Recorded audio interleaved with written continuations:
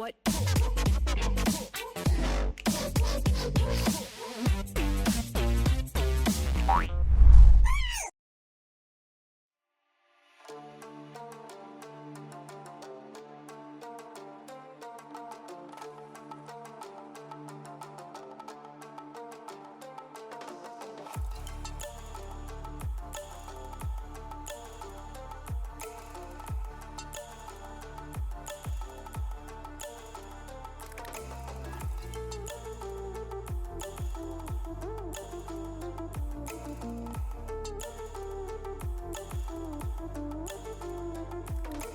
Summoners nuclear to help out on.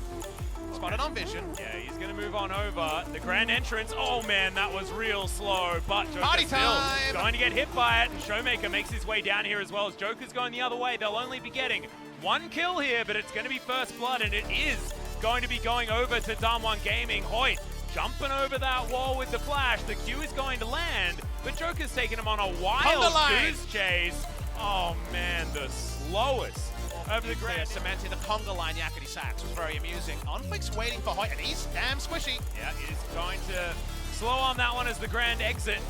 Looks even worse than the grand entrance. And Dove doesn't fight for a bit of a lead though, as Dove's going to land the trouble bubble, and the taunt is going to deny the follow-up damage from anything other than an auto attack.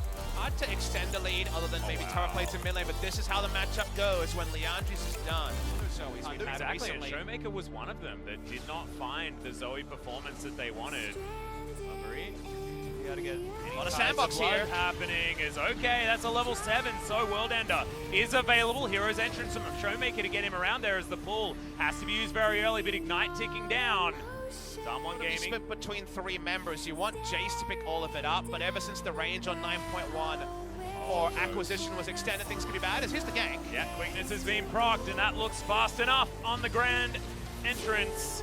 The Summit comes in with the teleport. Canyon's gonna get punished, and Damwon Gaming not gonna be able to find the gank at all, and Ghost is gonna be fine. They knew the ult was down, and they want more. Yeah, Hoyt's just gonna get kicked. On Fleet coming on forward, and Sandbox just using their extra power that they have with these champions, and On Fleet moving on up. Dove is here as well. They just want to take down this turret as the Q lands. They really want to take out the Sanguine Pool, but he holds onto it for so damn long. Uses it in the end. Q doesn't land as the Hemoplate gives the health back. It's failing a lot more than we otherwise would in lanes where they should be feeling pretty good. Showmaker not going to use the flash there as Dove has to cleanse, gets himself out of the way, and doesn't even... Gold, you take the team fight comp that they get every time from Damwon. So it's risky to run comps like this from Sandbox.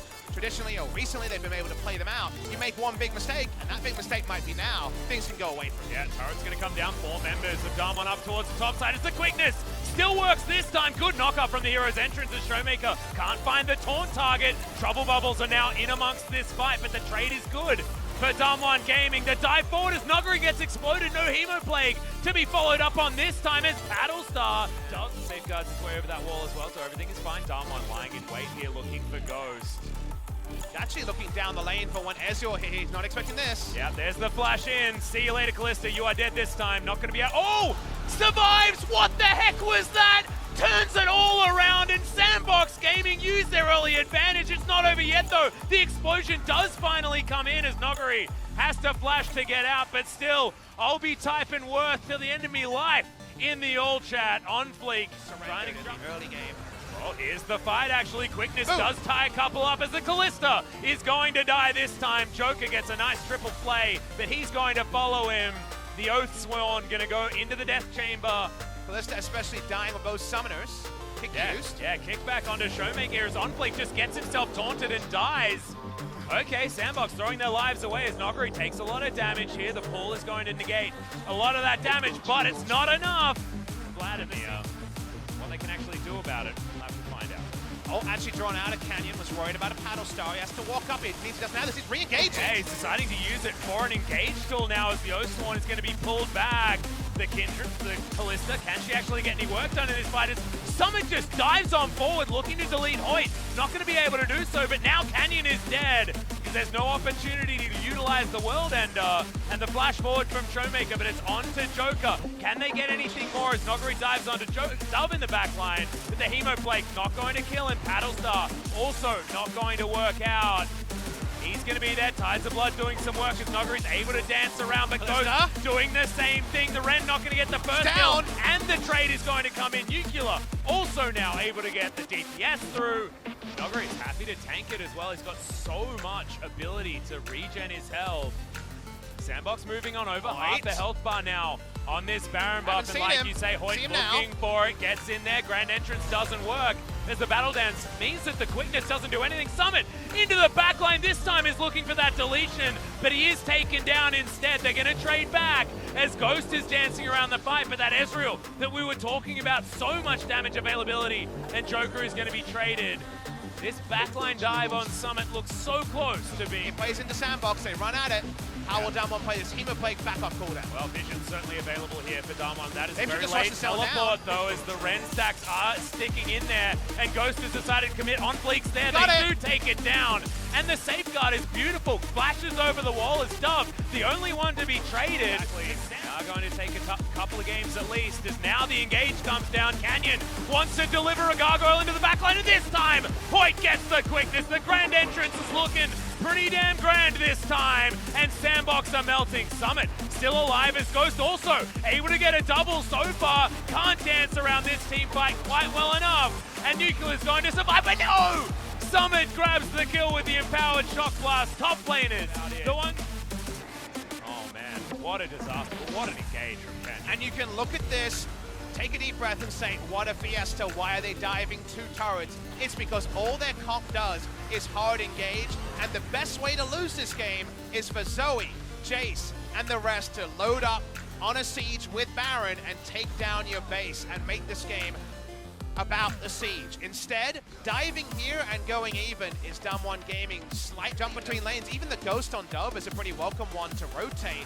And a run on Damwon, but I see Noguri and I get scared. Yeah, Canyon World Ender has been popped once again, looking for another one of these engages. It feels like they can just rinse and repeat. Good knock up onto Joker, but that's the only one they're gonna get, as the Paddle Stars not gonna land, but a trouble bubble means... Gaming, the Rakan especially find the backline. Those ARAM rolls are out the window. Speaking of ARAM, Hoyt.